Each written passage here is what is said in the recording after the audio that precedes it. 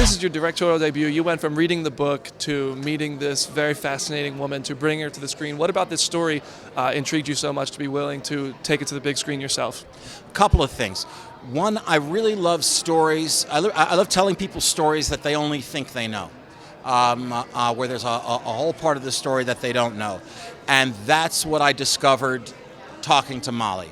That I read the book and then met with Molly, and within 15 minutes, she was saying things like, well, what really happened was this. And this whole part of her life that isn't in the book, certainly isn't in the tabloid coverage of what happened. And I realized this is a movie heroine, which is to say, when given a choice between doing the right thing or doing the easy thing, where doing the easy thing keeps you out of jail or gives you millions of dollars, she did the right thing. She did the hard thing.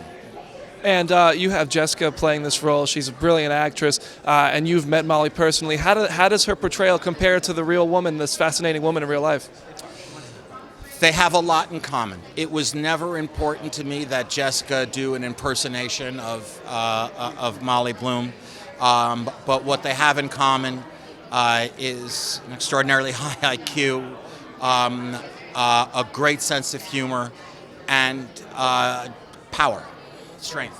I just have one quick question for you. I've been such a big fan of your words and your dialogue and all your previous scripts. And we're Comicbook.com, so we're so big on superheroes. Would you ever want to write a superhero? Is there any comic book you've been interested in your whole life that if you had the opportunity, you would dive into it? Well, it's funny that you mention that.